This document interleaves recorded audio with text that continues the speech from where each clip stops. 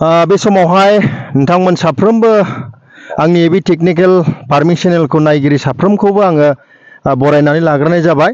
आङो दा बे समावहाय सासे जाखांफुनाय आबादारि आं बिथांनि आबाद फोथार आं बेयाव फैदों। आं दिनै नोंथांमोननो बिथांनि आबाद फोथारखौ आं दिन्थिगोन आरो लोगोसे बिथाङा बिथांनि बे आबाद मावनायाव माबायदि जार्नि खालामबोदों, बिथाङा माबायदिहाय स्टार्टिंनिफ्राय लानानै दिनैसिमाव मा जाफैखो, आं बिथांनि टेस्टिमनिखौ, बिथांनि गासैबो जारिमिनखौ आं नोंथांमोननो दिनैहाय आङो दिन्थिगोन।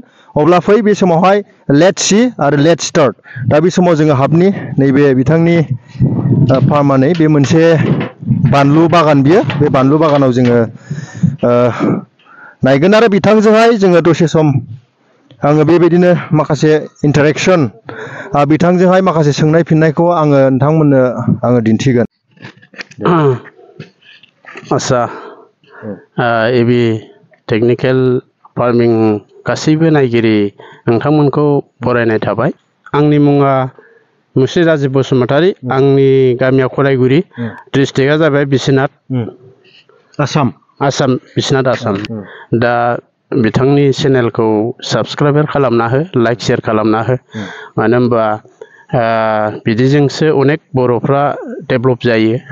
ओंखायनो बिथांनि चेनेलखौबो साबस्क्राइब खालामनो थाखाय खावलायनाय जाबाय रायजोफोरखौ। दा आं बिथांनाव सोंनो सानदों, बिथाङा आबाद मावनायनि सिगां माबायदि जिउ खुंदोंमोन आरो बिथाङा आबादखौ मालानिफ्राय जागायजेननाय, आं बिथांनाव बेखौ सोंनो सानदों। दा नोंथाङा बे समाव खोन्थानो हागोन नामा आंनि नायगिरिफोरखौहाय? आस्सा, आबादखौथ' आङो सिगां मावाखैमोन। सिगां आङो लेबार बायदिसिना लेबार खामानि मावोमोन, हाजिरा मावोमोन, बाथामफोर बानलाबायोमोन, सिकिउरिटि गार्डफोर थालाबायोमोन।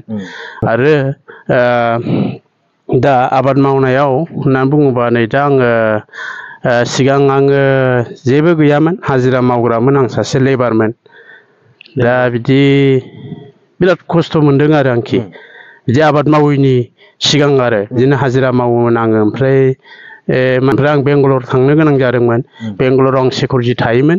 सिकिउरिटि थानायावबो आङो 12-13 हाजार मोनो मासाव। ओमफ्राय दा बेयावबो रुम भारा होनाय, जानाय लोंनाय बिदिनो 2-3 हाजारसोल' बासियोमोन आरो। थोआमोन आरो फैसाया, न'खर सालायनो बिराद गोब्राबमोन।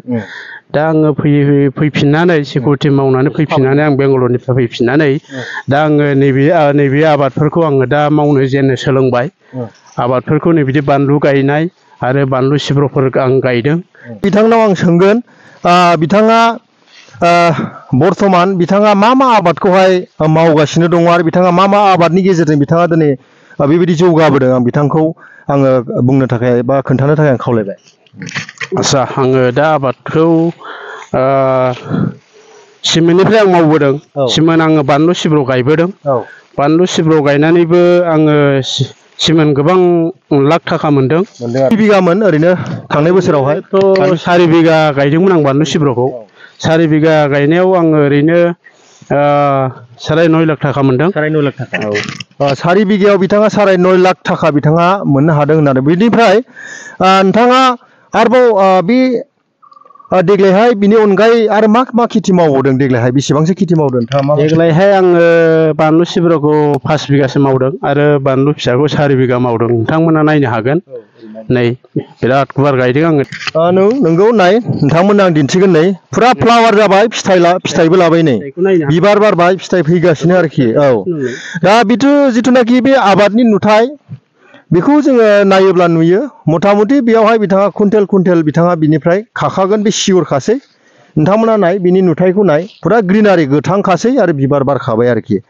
बेनिफ्राय आं बिथांनाव सोंनो सानबावदों, बिथाङा जे बुंदों आरो बिथाङा आंनो एसे सिगाङाव खोन्थादोंमोन जे बे थांनाय बोसोरनि आबाद मावनायनि रांजों बिथाङा दा जिथुनाखि बे जायगा, बेखौहाय बे लेन्डखौहाय बिथाङा पारचेस खालामदों, बायदोंमोन होननानै बुंदों। दा बिथांखौ आं गावनि खुगानिफ्रायनो खोन्थानो थाखाय आं खावलायबाय। आस्सा, आङो आबाद मावनानै असिमोन आङो 9.5 लाख थाखा मोनदों। 9.5 लाख थाखाजों आङो नैबे 7 बिगा 8 बिगा हाखौ आङो बायदों। गासै खै लाखआव बायनाय? गासै आं बेखौ 8 लाखआव बायदों। 8 बिगासो जागोन होनना बुंदों। सुनाय जायाखै रायजोफोर। हानि नुथायाथ' बिदि समान नङामोन, बेखौ नोङो समान खालामदों दां? बेखौ आं समान प्लेन खालामनाय जाबाय। निस्सय बे हानि फैसायाथ' रिकभारि जाबायदां ना? जाबाय एक्सुअलि जाबाय। औ, आङो बारासो मोननानै दं दा 2 लाखसो एबाउट माने बारा मोननानै दं आरो। बोसोरसो माने 6 मासनि गेजेरावनो 6 मासनि गेजेरावनो आरो। औ ओमफ्राय आसरित बियो 6 मासनि गेजेरावहाय बिथाङा बे हानि जिथुनाखि 8 लाख थाखा बेखौबो रिकभारि खालामबाय होननानै बुंदों आरो। बेनिफ्राय दा बिथांनाव आं नंगौ बिथांनि बारिखौ आं नोंथांमोननो दा दसेनि उनाव आङो नोंथांमोननो खोन्थागोन। ओरैहाय बानलु सिब्र दं, केरेलाबो आं नुदों, गोजौआवहाय बेबायदि बिथाङा मावदों। आङो खालमासि बिनिफ्राय आङो देरसिन एबा बांसिन आं मावनो इस्सा जादों। औ। आङो देग्लाय बिदिनो 10 बिगानि खाथियाव गायदों आङो बानलु फिसा गिदिर। खालमासि बेसेबां मावनो थांखि लादों होननानै बुंदों? खालमासि आङो बिदिनो 30 बिगासो आं मावनो टारगेट लादों। 30 बिगा बानलु सिब्र आरोखि। औ, बानलु खालमासि सिब्र। बिथाङा बानलु सिब्रखौ 30 बिगा मावनायनि टारगेट दं होननानै बुंदों आरो। दा बे समाव आं बिथांनावहाय आं बेखौनो आङो सोंनो सानो, नोंथाङा बे समावहाय जिथुनाखि बेखारै थानाय सेंग्राफोर बिथांमोनखौहाय मा मोनसे इनकारेज होनो सानो? जायफ्रा जे गोजान जायगायावहाय बेबायदिनो नों बायदि सिकिउरिटि मावहैनानै दङ बा लेबारफोर मावनानै दङ, बे समावहाय बेबायदि थाहैनायफोरखौ नोंथाङा मा बुंनो सानदों, मा मेसेज होनो सानो? आदसा बिनि बेलायाव आं बुंनो सानो बेखार लाइमोनफोर थानायफोरखौ फरायनानै सोरबा गारनानै थानायफोरखौ आं बेबायदि आबादफोरखौ आं मावनो थाखाय आं खावलायबाय। सिकिउरिटिफोर थाहैनो गोनां गैया। नोङो बेबायदि आबाद मावोब्ला जिउआव जेनेबा साक्सेस जागोन नोंथाङा गोबां गिदिर न'खर सालायनो हागोन, नों गारि गुरा बायनो हागोन। आंबो गारि बायबाय देग्लाय, हा बायबाय आङो। बेबायदि आरो गोबां थाखा मोनगोन आरो आरजिनो हागोन आरो बिथाङा गोबां माने गथ' गथाय फोरोंनायावबो बे मोनसे बिराद हेफाजाब जादों। औ जादों। नोंथांनि गथ'फ्रा साबेसे खोन्थानो हागोन नामा? आंथ' आंनि फिसाज्लायाथ' गासै 7 दङ, दा हस्टेलाव फरायगासिनो दङ। 3 हस्टेलाव दङ, सासेयाबो कलेज फरायगासिनो दङ। सासेयाबो नै बेंगालर बिउटि पार्लाराव थांबाय। बेबादिनो मासाव बेसेबां नोंना खरस जायो? मासाव आंना गासै आं दाखालि हिसाब खालामबाय, आंहा अरुणाचलाव दखानबो दङ, दखानबो आङो खुलिहैनाय जाबाय। दखान मोनसे आरो आबाद, आङो 2 मोनथाम बिजनेस मावो। दा बिदिनो आङो जेनेबा बिदिनो माने मासाव खरसाथ' जेनेबा 1 लाखसो खरसा जायो आंना न'खराव। औ, फरायनाय मानाय ओरै दखाननिफोरखौ लानानै गासै 1 लाखसो खरसा खालामो आरो आङो। नोंगौ थारैनो जोङो आबादनि गेजेरजोंहाय जोङो सोलायनो जोङो हायो। दिनैनि दिनावहाय जोंनि इन्डिया गभर्नमेन्टआबो गोबां आबादावहाय गोबां गोसो होनायखौ, एग्रिकालसार सेक्टरावहाय गोबां गोसो होनायखौ जोङो नुनो मोनो आरो गोबां सहायफोरबो होयो। दा बे समाव नोंथाङा सरखारनिफ्राय माबा मोनसे सहायफोर मोनदों नामा? सरखारनिफ्रायथ' आङो दा बर्थमान सहायखौ मोनफेराखै।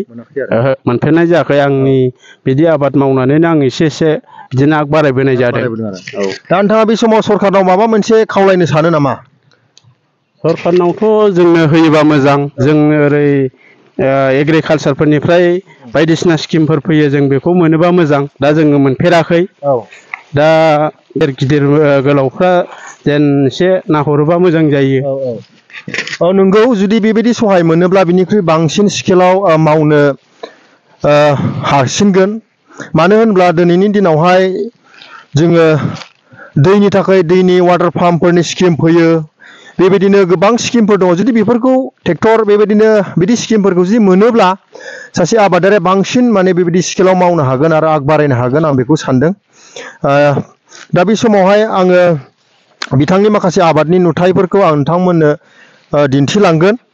आं दिन्थिनो हास्थायदों मा आबाद बिथाङा मावदों। बिथांनि आबादा जथेस्थ' मोजां आरोखि, फुरा रिउ रिउ नुखायो जेरैबो। बिबार बारजोबखाबाय, फिथाइबो फैबाय। ओरैबो बैसिम दं आरो बिराद गुवार। मथा मथि बेयाव 4 बिगानि एसे बारा दं बे बानलु फिसाया। नै बिबारफोरखौ नाय, नै बिबारफ्रा नायदो, नै बिबार गोजा आरोखि।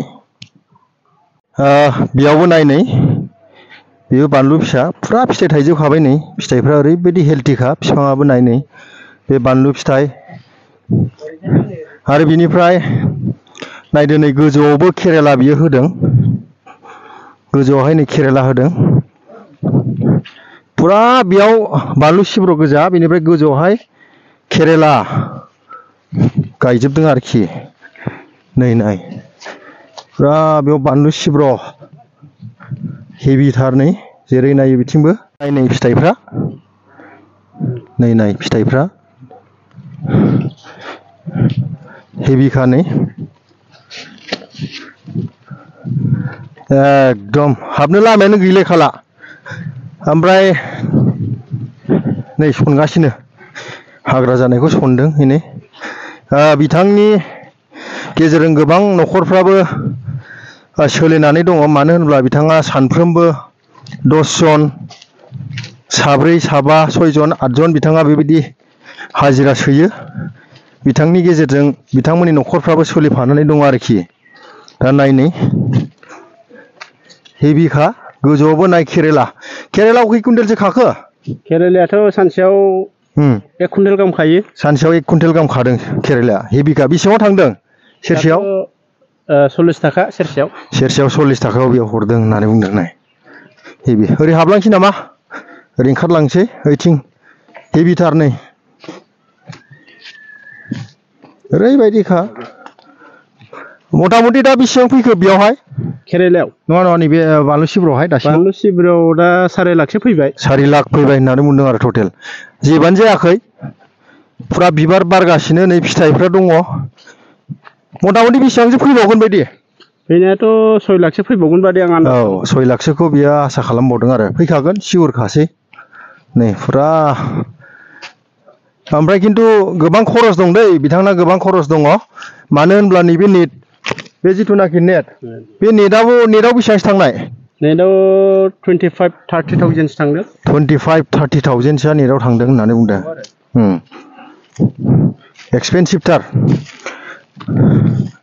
बेबायदि बिथांनि आबादा नै ओरै नायहर गोजौखौबो देखायहरनोसै आं एनै नाहर नै केरेला बिबार गोजा माथो फुरा बिबार गोजा नै केरेला नाहर नै जानलाया हेभिखा आबादखौ मावबा बेबायदि मावनांगौ जुदि गोबां मावोबासो जोंहा प्रफिट खालामनो हायो आरो नै नुहुरलायला दा नोंथांमोना जुदि माबा मोनसे आबादनि बिसय मोनथिनांगौ दंब्ला सोंहरनो इच्छा जायोबा आरो बिथां आबादारिजों रायलायनो इच्छा जायोब्ला नोंथांमोना कन्टेक्ट खालामनो हागोन आं बिथांनि नाम्बारखौहाय गाहायनि डिसक्रिपसनाव आङो होगोन माथो बिफां माथो नाहरजाला हाबजाला अभारद्राय जादों डेन्जार माथो रायजोफोर नै फिथाइफ्राबो नै जानानै दं फिथाइफ्रा नै अभार जाबाय गोजौआबो अभार जाबाय दे बहुद दं आरोखि दा आं बिथांखौहाय साबायखर बावदों बेबायदि बेसेन गोसा समखौ आंनो होनायनि थाखाय आरो बिथांखौ आं बेखौनो इनकारेज खालामनो गोसो जादों बेयावनो थाबथानो नाङा आरो बिनिख्रुइ बांसिन मावबावनो नांगौ दा बेबायदिनो बिथांनि जार्निया दा बिथाङा साक्सेसफुल जाफैबाय दा नोंथांमोनाबो जुदि बेबायदि मावोब्ला नोंथांमोनाबो लाइफआव साक्सेस जागोन आरो नोंथांनि जिबनाव जुदि गारि गुरा गैयाब्ला नोंथाङाबो गारि गुरा जुदि गाखोनो लुबैयोब्ला सालायनो लुबैयोब्ला लानो लुबैयोब्ला बेबायदि आबादखौ माव नोंथांनि खाफालखौ अर्थात नोंथांनि लाइफ स्टाइलखौ माने आबादाबो सोलायनो हागौ आरो जोङो दिनैनि दिनाव जबल' जों नागिरबाय थायोब्ला साख्रिल' जोङो नागिरबाय थायोब्ला जोङो बेयाव बोरैबाबा जुदि मोनाब्ला जोङो माने लाइफआवहाय जोङो खस्थ' मोननो गोनां जागोन लास्टआवहाय जोङो बेबायदिनो गुबुन जायगाफ्राव जों खारनो गोनां जागोन दा बेनिखायनो जोङो बेबायदि मावोब्ला माने जोंनि जिबनावहाय सोलायनाया फैगोन आरो थेंक इउ